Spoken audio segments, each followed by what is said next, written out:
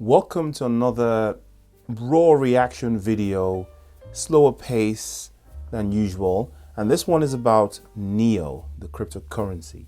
And I noticed that NEO has pumped about, well, over 10% actually in the last 24 hours. And I was quite interested to find out why. Now, right off the bat, I sort of knew a little bit about NEO from last year. I used to take a look at some of these cryptocurrencies to see which ones I was going to purchase at the time. And this one fell in the Ethereum alternative category. So like Ethereum Classic, Polygon, Solana, etc. So that's the idea of NEO. It's got some distinguishing characteristics. For instance, it's actually got two tokens. It's got the NEO token, which is the token of the ecosystem, but it's also got something called gas, which is the governance token. So the governance token isn't really meant for trading or speculating, I suppose. What we're interested in is the NEO, N-E-O token. And that is one that is pumped in the last 24 hours. In fact, in the last 24 hours, it's been one of the winners. So basically, it's an Ethereum-like ecosystem, which means it allows for the building of apps, smart contracts, and projects on top of this blockchain. And it's also based in China, which I think plays a part in why we've seen a pump in the last day. So let's have a quick look at the website.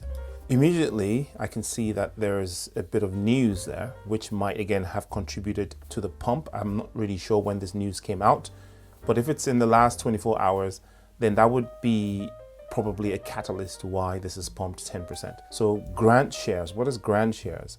It's a decentralized and transparent grants program for the NEO ecosystem.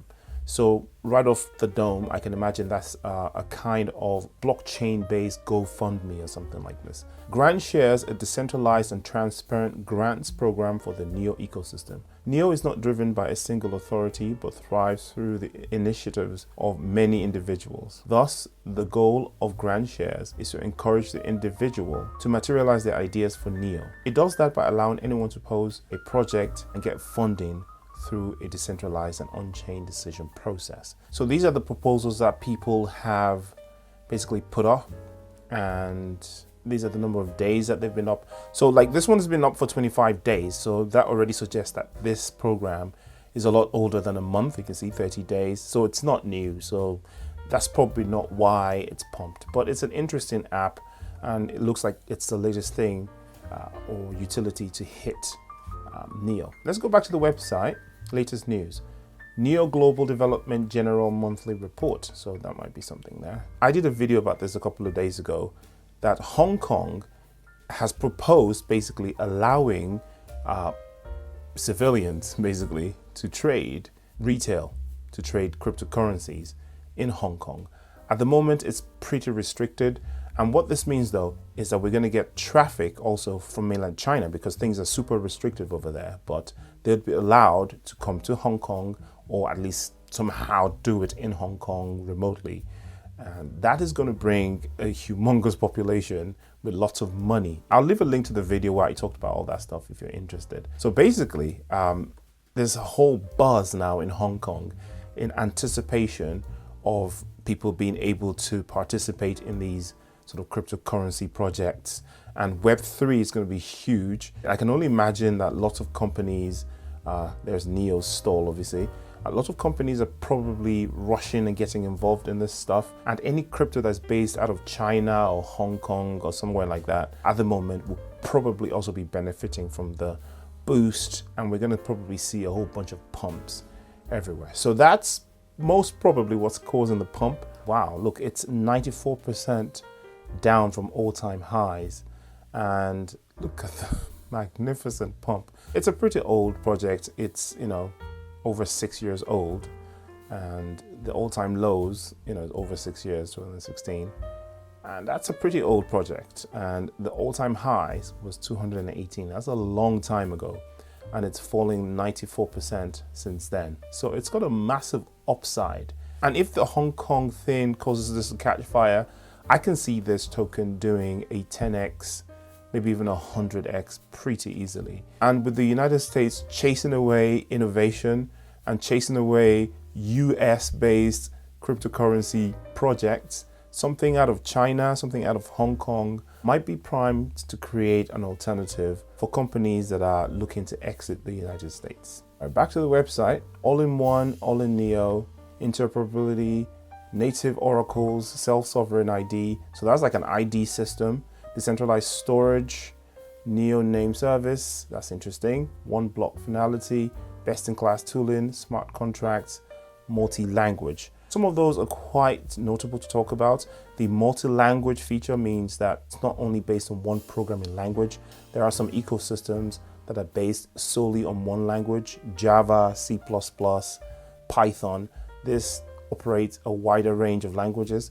What that means is that projects are going to find it easier to bring their code along if it's already written in one of these languages, rather than have to recode everything in Java if you have it in Python, for instance. So that makes it easier for projects to implement. The domain name service is quite interesting. So Web3 platforms are going to be able to use the .neo domain name, and the blockchain itself would deal with the domain name service rather than an existing Web 2.0 service.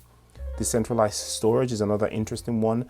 I think Filecoin or something like that, it would be their main competitor in that particular area, and a project like Filecoin that is specializing in that would probably do a better job. Then we've got IPFS and things like that. So I don't know what technology they're using, but it is interesting to have. Self-sovereign ID, well, that's going to be something that's going to be really important in the coming years, when you can own your own identity and you can verify yourself without having a central database somewhere that keeps all your information. So that's going to be quite interesting. I wonder how that's going to pan out in China. Well, we shall see. Native oracles. Well, again, it's trying to do everything, right? So, of course, we have Band and we have the #1 oracle, which is Chainlink, and those guys specialize in being oracles.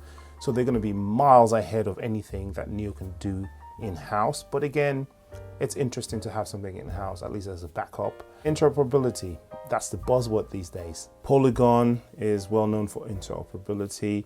Even Ethereum has got some interoperability by some level 2 projects that are sitting on top of it. So Neo is new again. So there's been some kind of refresh. The technology is changing. After 4 years of stable mainnet operation, Neo is undergoing its biggest evolution as it migrates to N3, the most powerful, feature-rich version of Neo blockchain up to date. Now, I don't know the ins and outs of that, so I don't know what the specific technology or what's changing, but I can only imagine that that's a good thing. If they tell us it's better, then it's better. Again, a whole bunch of tech stuff. Building blocks for the next generation internet. So this is the same thing that we just talked about: Python, C++, Go, Java, and TypeScript. So that those are the languages that you can code with. Dual tokens, I talked about that earlier. So there are 2 tokens. You have Neo and you have Gas, and Gas, of course. So let's specifically, Neo token holders are the owners of the network and are able to participate in governance. So Neo holders also receive passive distribution of the network utility token Gas. So I think I probably expressed it incorrectly. So Neo is the governance token and Gas is the utility token. Basically, it's separating the functions.